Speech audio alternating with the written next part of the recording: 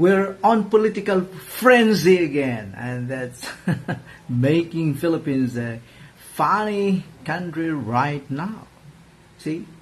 Do we have to blame the politician? No. No. Right now, the blame goes to us.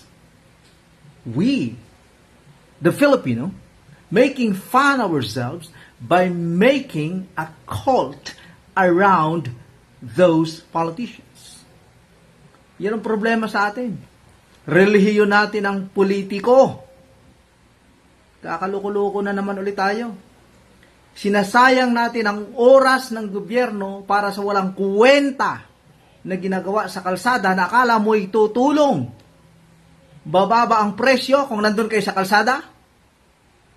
Gagandang buhay nyo kung nandyan kayo, pasigaw-sigaw, ibagsak.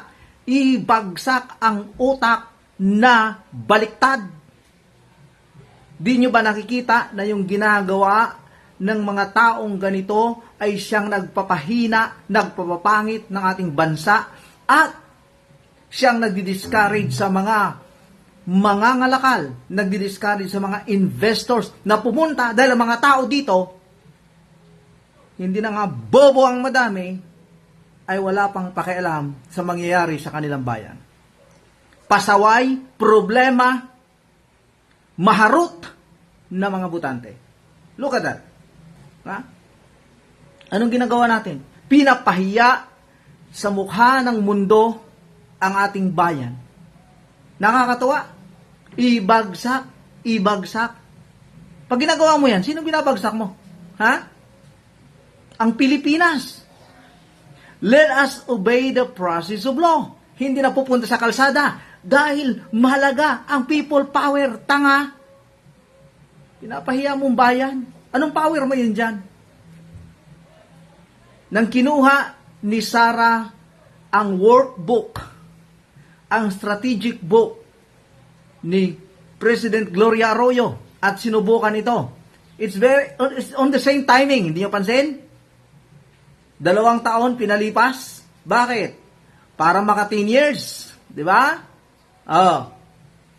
Pag napatalsik niya ngayon si BBM, makakatakbo siya ulit ng eleksyon.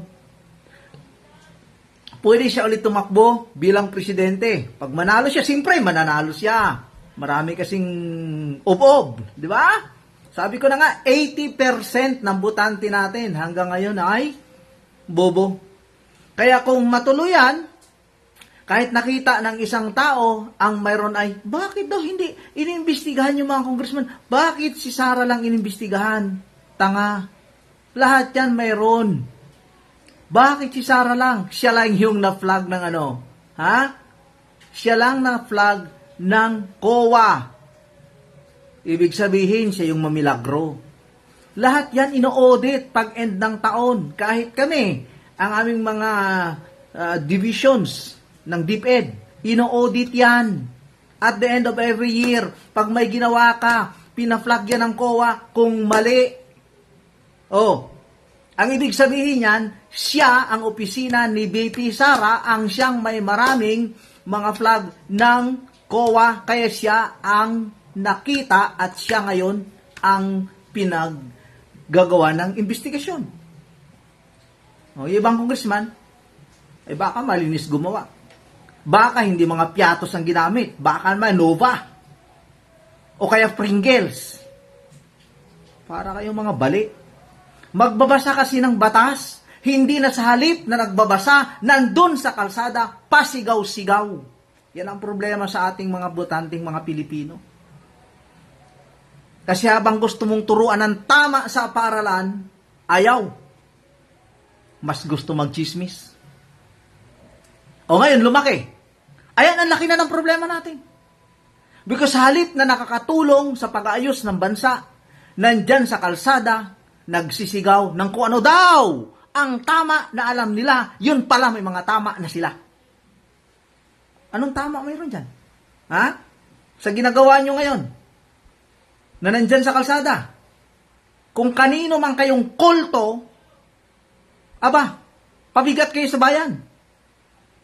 Kung kulto niyong Duterte, kulto niyo kung sinong politiko, kulto niyong Marcos, o sino pa man ang napili niyo, abay sana isipin yung Pilipinas. Mahiya tayo. Hindi lang mahalaga dito ang apelyido ng isang pamilya, mahalaga din ang apelyido mo, ikaw bilang Pilipino. Isipin mo, paano ako? Paanong bayan? Hindi na lagi kayo nasa daan para sumigaw, para tulungan ang kung kaninong cause.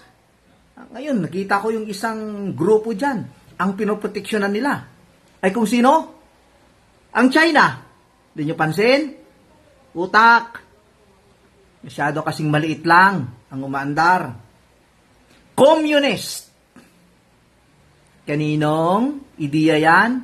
China. Diba?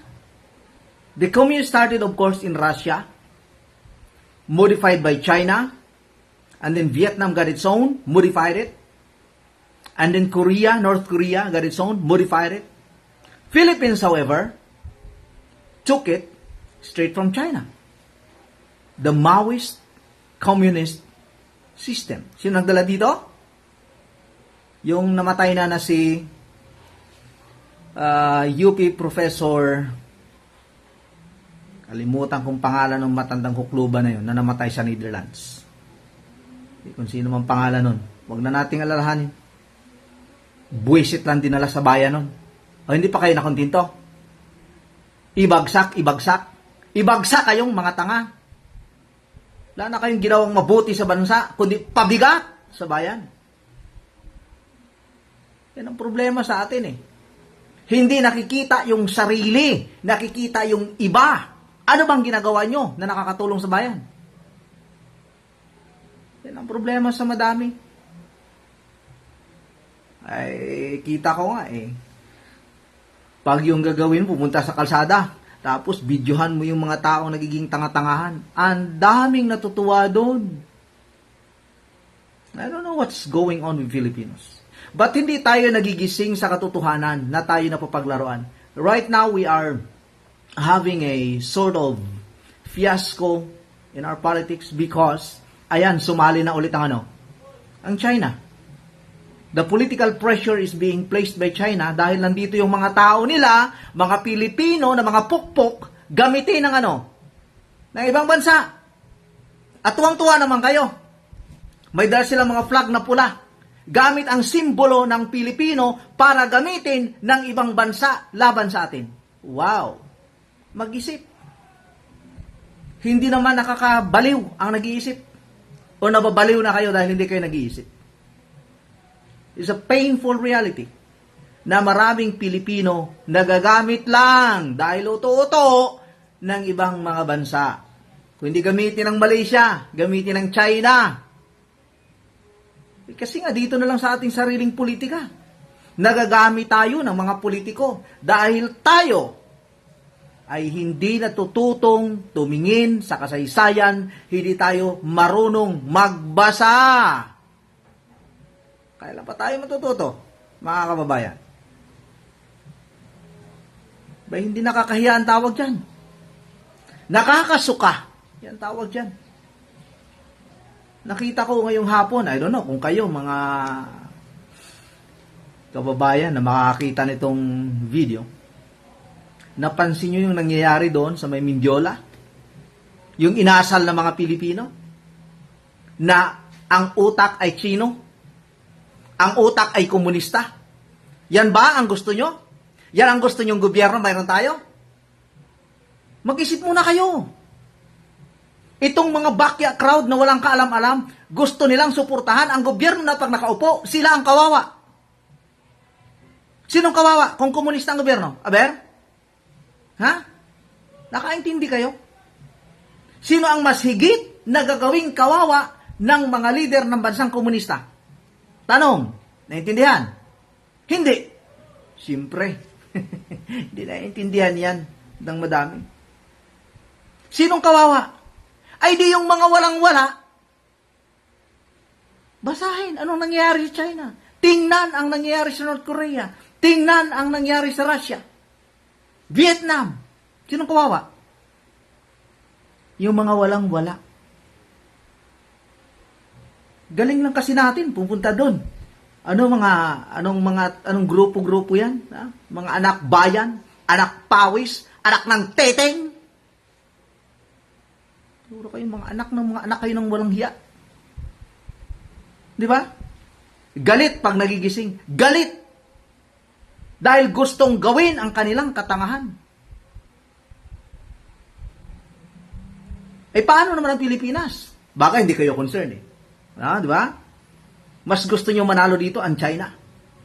Mas gusto nyo manalo ang mga kulto nyo. Mas concerned kayo para sa mga politikong pinoprotektahan nyo kaysa bansang Pilipinas na sanang siyang protektahan at ipagtanggol nyo. Okay? Nakakagalit ba? Para sa totoong Pilipino, nakakagalit yan. Sana, magising tayo at the end of the day. Sinong talo? Sinong talo? Kung tayo nagkagulo. Aber? Kung nagkagulo tayo dito. Sino mananalo?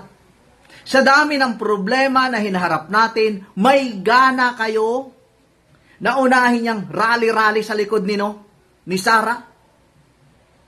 Yan ang mayroon kayo. Sa halip na mag-rally tayo, magtulungan para tulungan mismo ang ating mga kababayan na ngayon nasalanta, na ngayon ay nawalan, na ngayon may problema, may mga nasunugan, pero mas inuuna pa ninyo yung kasakiman na pag-iisip ng mga politiko. Sino nag-una? Sino nag-isip niyan ng impeachment niya? Siya. Sino nag-isip na may pumapatay sa kanya? Siya. May hiwa siya sa liig. Tinatanong sino humiwa sa kanya? Wala siyang masabi. Baka siya din humiwa sa liig niya. Nababaliw na yata ang babaeng yan. Pero tapos kayo, may kulto kayong alam. Ano yon? Sara cult. Kamuntik na naging Yakult eh. Kulto ni Sara. Kung si Sara ang umupo, panalong Pilipino, tanga. Kailan lang umupo ang politiko at panalo kayo?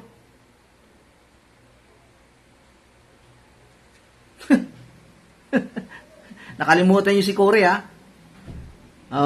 Nyari. Tapos kayong tinatawag natin extra constitutional means na ginawa, gaya ng nangyari kay panahon ni Cory, panahon ng Presidente Gloria. Pangatlo tong babaeng to. Gusto nila yung iupo bilang presidente ang babaeng yan na walang alam kung anong gagawin niya. Well, I'm not supporting Marcos here or anything. I'm supporting the Philippines. Anong ginagawa niya ngayon? Pag-initi ng mga tao, pag-awayin ng mga Pilipino, kasi very effective yan. Kung nakinig kayo sa AP teacher nyo, yung araling panlipunan teacher nyo, hikasi teacher nyo sa elementary, anong ginagawa ng mga dayuhan noon? Divide. Divide and conquer. Divide and rule. Pag away-awayin mo, para kung nag-away-away na, ikaw yung panalo. Diba?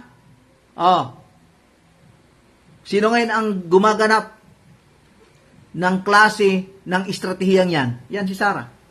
So, pag-awayin yung mga Pilipino. Para, pag nakuha niyang simpatiya ng marami, medyo modified lang to, sistema na ginagamit ni Sara. Modified. Kasi kukuha siya ng mas maraming simpatiya. Kasi daw inaapi siya. Abay, mag-isip kayo. Sino bang naapi dito? Sino ba ang talo dito? Si Sara ba o tayo? Sino ba ang talo at the end of the day? Si Marcos ba? After na bumaba dyan ng mama, mayaman pa rin yan. Nag-iisip ba kayo? Nag-iisip ba? O ayaw gumana? Pag umalis dyan ang mama, sino? Wala na ba siyang pera? Mayaman yan. Pag si Sara umupo dyan, yayaman ba? May golf course nga likod ng bahay nila eh. Di nyo ba nakita? Di nyo alam? Kasi nakikita nyo yung harap ng bahay, maliit May golf course sa likod. Madali kasi tayong mauto. Diba? Ginagawa tayong kawawa dahil tayo ay tatanga-tanga. Matuto tayong mag-isip at armasan ng ating sarili ng kaalaman para hindi tayo gawing laruan ng mga politiko at mga partidong sakim sa sarili nilang kagustuhan. Bakit tayo pinapasok ng China? Sa pamagitan ng mga agendong politika. Dahil alam na ang maraming Pilipino ay hindi nagbabasa at walang alam. Kaya madaling paikutin ang mga kukuti. Madaling utuin ang mga utak. Bakit? Kasi alam na hindi tayo nakikialam sa maalam na paraan. Nakikialam tayo sa pamagitan ng ano? Emosyonal. Ay, kawawa si Sara. Kinakawawa si dating Presidente Digong. Hoy! O ikaw yung kawawa.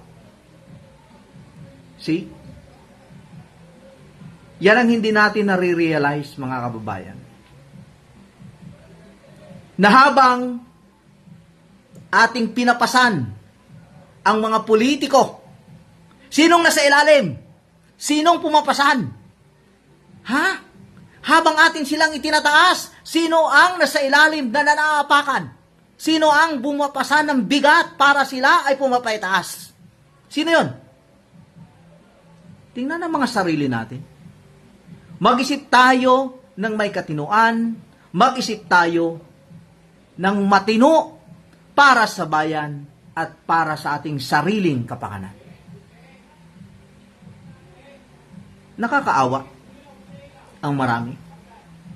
Kanina may pinanood ako yung project na naiwan namin ng panahon ng Pangulong Digong Duterte. Mga pabahay na dapat natapos ng 2019, natapos nga, walang tao. O inabutan ng panahon ni PBBM, yung aming project noon na palpak, na walang tao, dahil yung mga bahay, ayun, nagsisiangatan na yung tiles. Hindi ko din nga malaman kung bakit yung pulisiya na dapat binago na yan ng Kongreso, yung pulisiya natin tungkol dyan. Inabutan ng panahon ni PBBM, tinuloy pa rin yung construction ng ganong klaseng kahina na mga pabahay dahil daw ang rason ng DPWH ayun yung original na kontrata. Eh bakit? Kita ng pangit, itutuloy pa rin. Hindi ko maintindihan. Kung anong kabusitang ginagawa, ay gamit doon ay pera ng bayan. Pabahay na hindi mo pwede halos tirahan dahil ang pangit ng pagkagawa. Yung mga inodoro, wala pa doon. Nandun pa sa kontratista. Anong sabi? Wala pa naman daw tao kaya walang inodoro. Wala ding sara. Di yung bahay, mga pabahay-bahay na ginawa noon ng panahon ng Pangulong Digong, that was our time. May mga damo na sa loob, pumasok na. O inabutan ng PBBM ngayon. Dapat yan sana inayos ng Kongreso. Ang Kongreso, busy sa mga kung ano-ano. Dapat inayos silang batas tungkol dyan na kung may mga mali sa naunang kontrata, di baguhin na pagmasok ng isang bagong administrasyon o nakita yung mga mali, hindi na itutuloy yung kontrata. Yung kontrata dapat i-terminate at baguhin ang mga nakalahad na mga specifications sa kontrata para ma-improve. Hindi na ituloy mo kahit mali dahil yun ang kontrata. See? Ang pinipili natin mga kongresista, kontratista. Yan ang problema natin. Busy tayo sa pagsuporta sa mga politikong pol-pol. Kakasakit tayo ng ngala-ngala at balon-balunan. Pabigat sa bayan. O tingnan mo ang fiasco natin ngayon. Ha? Yan ang sinasabi ko last time. Problema sa ating mga Pilipino, ang ating mga botante ayaw matuto, gusto lang mauto. Ayun, mga uto-uto. Nandun sa Asia Shrine. Ay kung umuwi ka sa bahay nyo, kung kayo ay nagtrabaho, kung kayo nag-overtime ngayon, ay times, magkano yun? 200%? Eh nasaan sila ngayon? Wala silang kinita. May bayad ba sila doon? May bayad ba? Kaya sila nandun? Times 200% ngayon. Kung nagtatrabaho kayo sa kumpanya, nandun kayo sa kumpanya yun, nag-report kayo, times 200%. Mayroon pang ano bang allowance na kasama doon. At kung day off mo ngayon, sa halip na nandun ka sa EDSA, nandun ka nagtrabaho, ay times 200% din. Ay yung iba, hindi na nga sila doon sumama lang sa relihiyon na Sarakult. Ang iba, sumama na talaga sa komunista. Aba, mas malala yun. Dahil hindi na ang relihiyon ng kulto ng politiko ang mayroon kayo, kundi mismo ang kausa, ang cause ng ibang bansa ang suportado nyo, mga walahing ya kayong Pilipino. Sasama ng ugali nyo. Salip suportahan yung Pilipinas, kayo'y pabigat sa bayan. Kunyari, dala nyong simbolo ni Bonifacio, pero ang suportado nyo, Chino. Di ba kayo nahiyan yan? Tapos tawagin nyo sarili nyo, Pilipino. Yan ang problema sa atin dito. We're easily persuaded by emotion. Ibaba ang presyo. Dagdagan ang utak mo. Ang dami nyong pabigat dahil mga tamad. Tapos sabihin nyo, bababa ang presyo. 1 kilo ng bigas na produce. 20 gustong kumain. Oh, bababa. Para lang yan. 1 kilong saging ang available. 5 taong gustong bumili. Ano mangyayari sa saging? Magiging mahal. Dumadaming tao. Kaya yung mga iba niyan, very nostalgic din. Like sinasabi, maganda ng panahon ni Apo Lakay. Mura ang bilihin. Panahon ni Apo Lakay, kababayan. 50 million ang tao sa Pilipinas. Panahon ng anak niya ngayon, ilan? 117. Going to 118 million ang tao. Oh. Ano? Bababa ang presyo? Mas lumiit ang lupang sakahan, mas dumami ang subdivision, mas dumami ang building kaysa saging, mas dumaming palay kaysa bahay. Tapos humihingi ka ng murang gulay, murang palay, murang saging. Isip. Isip ba? Yan ang problema sa atin. Tapos wala tayong gagawin. Sisigaw sa kalsada, bababa ang presyo? Pag sumigaw ka sa kalsada, bababa ang presyo. Pag nagsimula ka mag-rally, bababa ang presyo ng mga bilihin na kailangan natin pag nasa kalsada ka, sa halip na may ginawa. Magising po tayo. Kaya bilang isang guro, tungkulin ko na magturo. Hindi lamang sa mga bata, pati na ngayon sa matatanda. Mukhang hindi natuto. Nung dapat natuto sila ng tamang pag-iisip. Ay ngayon kung saan tumanda, doon nagmali. Ano maitutulong mo sa bayan sa pagsigaw-sigaw dyan sa kalsada? Magising? Sino? Una ho tayong dapat nagising. Una ho tayong dapat natuto na itama ang ating pagpili at huwag tayong gumawa ng kulto out of politicians. Mayor pa lang, kulto na Di ba? Mo kami dito sa Parañaque, may kulto dito, kulto ng Olivares. Ano pang isang kulto noon? Yung pula, Bernabe. Oh. May isa pang kulto dito, kulto ng mga sa nagbuboto ng congressman. Can you imagine dito yung mga tawag na ito, itong mga bridge. Ano bang tawag nito? Footbridge. May tawag dyan overpass. May mga elevator, mga project na yan. Na hindi nakakunik sa kuryente. Sabi, mag-isip kayo. Ibubuto nyo ulit yan. Gumagawa ng mga project, elevator na yung ginawang overpass. Walang connection ang kuryente. Wala kang ilaw kung gabi. Tapos may elevator. Both ends, kaliwaan. Mas malaki pang ginasto doon sa shaft ng elevator kaysa doon sa footbridge. na hindi man kailan magagamit yung mga elevator na yon na ginawa ng congressman yung matalino. At siyempre, anong kinalalabasan natin? Tuto. Diba? Buti lang, di ako nagbubuto. Di ako dito nabuto. Sa Romblon na ako nagbubuto. Lamentable. Maraming katangahan. Tapos proud pa kayo, tutulungan nyo panahon ng eleksyon. Yung tao na ang kalaban niya ay sino? Kayo. Sinong unuuto niya? Kayo.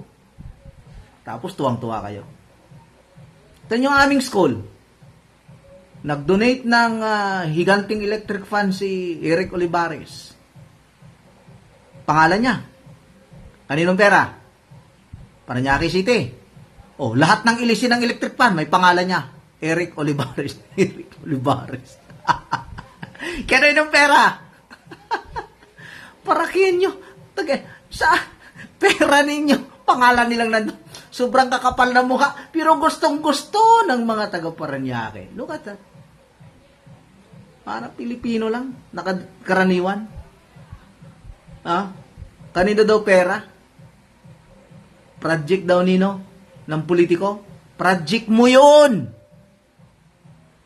Pera mo yun. Sila, may sahod yun. Sino nagpasahod? Ikaw din, di ba? Pinasahod mo sila para magtrabaho. Na nagtrabaho sila, ano sinabi mo? Gumawa sila ng ano? Gumawa sila ng proyekto para sa'yo. Ikaw ang nag-utos na gumawa sila noon at yung project na natapos sila, project mo yun. Ang bira, oh. And many Filipinos do not realize that. Tuwang-tuwa tayo sa mga politiko natin. Nang iba nga, hindi makaperform ng trabaho. Stop making cult around this politician. Tigilan niyong gawing relihiyon ang pagiging tagasunod ng mga politiko. Maawa tayo sa sarili natin. Voters, beware. Hindi Diyos ang politiko. Voters, beware. Hindi relihiyon ang pagsunod sa kanila. Yan ang problema sa maraming Pilipino. Nakakalimutan natin na ang politiko nandyan. Ano nga sabi ko? Dahil ang politika ay negosyo para sa kanila. Hindi yan public service. Ano nga sabi ko last time? Family business. Yan.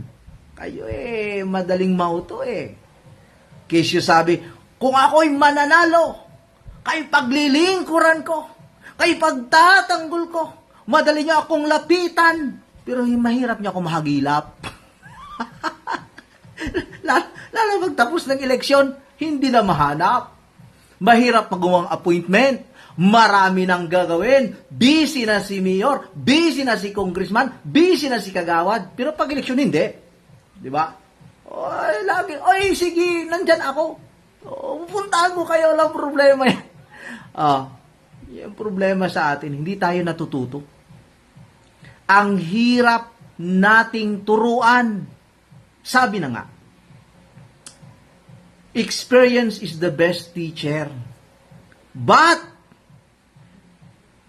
it is not smart to learn from our own experience, but from the experience of others. Pero ang problema, kahit pa sa sarili nating experience, hindi pa rin natututo ang madami. Tingin pa rin natin sa politiko. Aba, ay Diyos. Relihiyon natin, ang sinusunod natin, politiko. Kaya kabayan, kunting awa sa sarili. Kunting awa sa bayan. Kunting awa sa Pilipinas. Simula nating isigaw, Pilipinas, Pilipinas. Tigilan na ang pagsigaw ng pangalan ng politiko. Kung sino man ang apelyido, una mong isigaw ang Pilipino, una mong isigaw ang Pilipinas, una mong isigaw ikaw. Dahil kung mas may mahalaga sa bawat galaw ng bayang ito, yun ay ikaw. Pansinin mo yan, kabayan. Pansinin mo, ikaw at ang bayan. Hayaan mo. Kung ikaw ang mauna, na matuto, na makinig ng tama, mag-isip ng tama, unti-unti, magbabago tayo. Unti-unti, may magiging kabuluhan sa ating ginagawa sa ating bayan. Unti-unti, sama-sama, magbabago tayo. Unti-unti, sama-sama, at ating madarama ang tunay na nagkakaisang bayan. Kung hindi natin gawing relihiyon ng politiko, kundi ating unahin ang ating sariling kapakanan at kapakanan ng bayan. Tapos ng eleksyon. May darating, hayaan natin. Bumuto tayo ng matalino. Pag-aralan natin ang mga politiko na kandidato. Tingnan natin ang isa-isa. At alamin ang bawat isa sa kanila. Dapat ba silang mailuklok o dapat silang maitapok? Tingnan natin ang tama. Tingnan natin at piliin natin ng matalino. Dahil at the end of the day, manalo sila at matalo, tayo ang mas higit na apektado. Kaya salamat kung sino ka man nakikinig ngayon. Like or dislike. Well, I hope you'd like and subscribe sa channel na to. Para naman po, not actually for gains, kasi alam ko, hindi naman ito magigain ng ganong traction, wala namang taong gusto sa ganitong panggising na mga bagay. Gusto ko lang na mas marami ang mag-like at mag-subscribe dito para mabigyan ng YouTube ng support na i-promote ito sa maraming tao. Para mas marami pang Pilipino ang magising, marami pang Pilipino ang matuto, maraming Pilipino makarinig na ito. So, after election anyway, magbabago tayo ng content. Pupunta na tayo sa mas mga mahahalagang aspect ng pangyayari sa ating bansa. And of course, sa land registration matters. We'll be focusing more on that. Pero right now, we're preparing for the election. We'll go more on that. Napapansin nyo nga, ilan lang bang subscriber nito? 200 something. So, it's not much. Ang sa akin lang na ito'y makarating sa mas maraming tao, mas maraming makarinig. Kaya what I'm asking is, hindi to para sa akin, para sa maraming Pilipino na mas matututo, mas matutulungan, and at the end, matutulungan natin, matutulungan mo ang bayan. Matutulungan natin ang bawat isa. Matutulungan natin ang Pilipinas. Dahil tayo pa rin ang magkasama, tayo pa rin ang magkasangga. Hindi ang politiko, hindi sila, dahil sila ang mahalaga ay ang negosyo nila at tayo ay mauto nila. Yun lang. Kabayan, magtulungan tayo. Tulungan natin ang Pilipinas. Mahalin natin ang bayan, hindi ang mga pangalan ng kung sino man. Magandang gabi, magandang umaga, magandang tanghali, kung kailan mo man ito makita. Maraming salamat. God bless you.